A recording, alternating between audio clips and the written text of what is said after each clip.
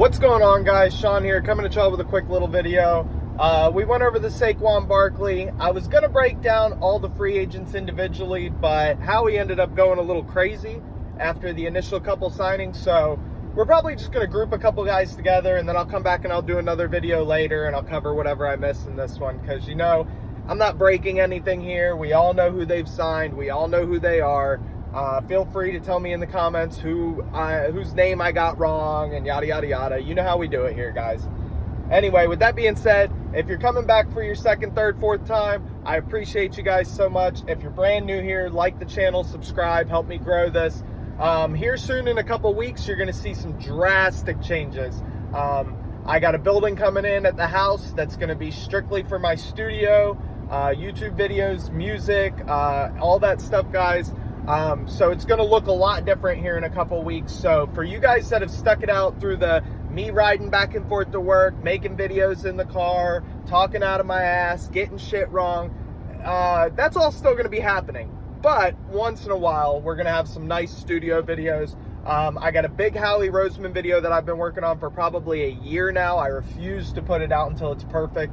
I originally wasn't going to put it out until he got fired, but then Howie caught fire around like 2020 and, you know, started building another monster and made it look like, you know, he's the greatest GM we've ever had again. So, you know, there's more to add to the video. There's going to be more to add after this year. Hopefully by the time the season starts this year, though, that video will be out and available for everybody to watch. You know, it's going to be a little bit longer one. It's probably going to be my most intricate video, editing, lots of information. So stay tuned. Look forward to that.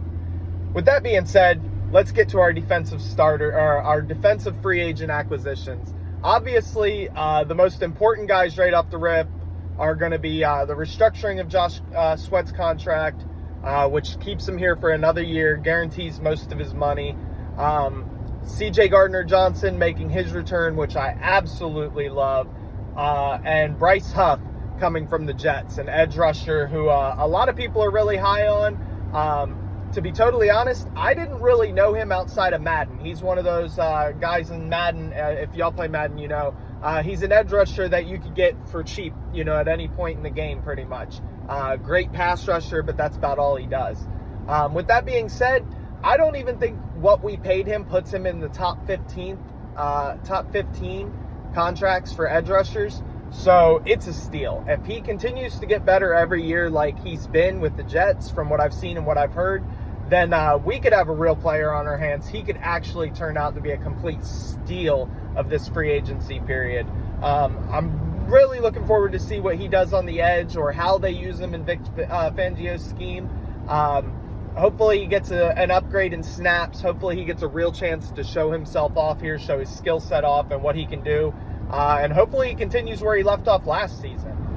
And as for CJ Gardner-Johnson, I think when they brought him in, initially the thought was slot cornerback, because that actually makes a lot of sense with Sidney Brown, Reed Blankenship, draft another safety, bring in another safety. You know, it kind of solidifies corner, and it gives Bradbury a little bit of flexibility with the guys behind him, Kelee Ringo, you know, Eli Ricks, whoever it may be, you know, that comes behind him and plays on the outside. But the more I think about it and the moves they've made in the past week or so, you get this guy from the Raiders, I believe it was, who's predominantly a slot. Looks as though he could be a backup slot. But at the same time, the guy never misses tackles. So I'm not sure how his coverage is, but I had seen somewhere that, you know, he averages like one missed tackle a year, which is fantastic. And that's exactly what this defense needs. It needs someone out there who isn't afraid to tackle, and is a sure tackler at the cornerback position. I think that could protect our other corners a lot throughout the course of the season. So now I'm thinking more Sidney Brown is out for most of the year. He's going to get pushed back to that third safety role behind Reed and behind CJ. And then, you know, you kind of work out the cornerback situation as you go. I think an underrated move this year, and that not a lot of people are talking about, would be to put Slay in the slot. Even though he's come out and said that he doesn't want to tackle, which scares the shit out of me. Put Slay in the slot, play Bradbury and Ringo on the outside, CJ and Reed at safety. Obviously, bring in another safety, draft a safety, rotate another guy in there, and then you got a little bit more flexibility. If one of your, if Keeley or Bradbury goes down, you move slightly outside. You can do some reshuffling. But I don't think that's a terrible idea. I think that's something that they need to look into as well. Also, with that being said, depending on how the draft goes, you could draft a corner in the first round. You never know. I doubt it, but that could be a possibility. So there's a lot of different options with the secondary that they can take. Then we move on to White from Tampa. We signed him, linebacker out of Tampa, Devin White. A lot of people talking about how it's a slam dunk move, and then a lot of people talking about how he's got nothing left in the tank and he blew it in Tampa. I feel like he's going to fall somewhere in the middle. I think he is a linebacker that still has a lot in the tank, still has a lot of talent. He's dealt with a couple injuries now.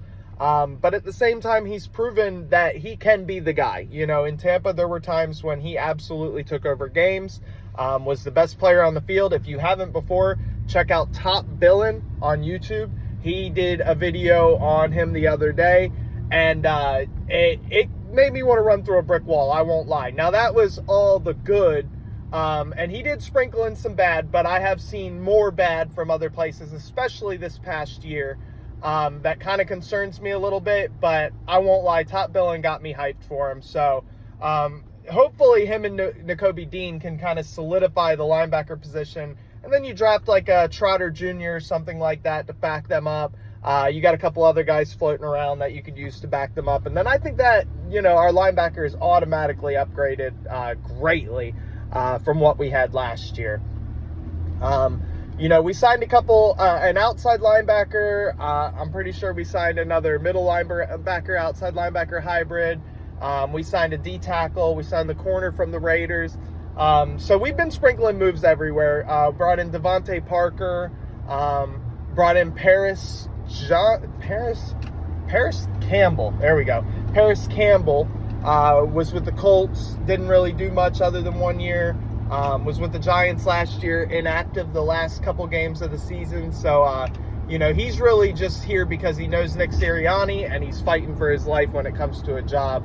So I expect those two guys, the wide receivers that is, to battle for a position. I think they're battling for the 4th wide receiver spot. I think Britton Covey is automatically going to get either the 3rd or 5th wide receiver spot. Either he's going to be just a special teams player again, with a few snaps through the year sprinkled in, or he's going to be a full-on slot 3rd wide receiver. I do not think that is out of the realm of possibility this year, and I think a lot of people are underlooking that. I think at the end of last year, they tried to move him into the slot, and it just didn't really work out the way they hoped it would. So that's pretty much all I can think of right now in terms of free agents. I haven't done a lot of draft prepping, so this year isn't going to be like years past where I got a guy in the draft that I want. I don't really have a guy. This is the kind of draft for me personally that either you're going to trade up and take a top talent, or I would trade back at every chance and just draft as many guys as possible. I think this is a numbers draft. I think you can get talent and starters all the way up and down the draft. So that's probably how I would attack it. But we'll have another video out on that later. With that being said, guys, if you're still here watching this video, I fucking love you guys. Thank you so much for everything you do for me. I'm hoping to have a bigger year this year. I'm really, really hoping to start putting in some real work on YouTube. I love this stuff. I love the responses I get from you guys. It just really makes me happy to do this. So I really want to try and do more. I really want to try and take this channel to the next level. But I can't do that without you guys. So continue to like, comment, subscribe. Tell me what I need to do better. Tell me what I suck at. Tell me what you think I'm doing good. And we'll work it all out, guys. I love y'all. Have a great day. Peace.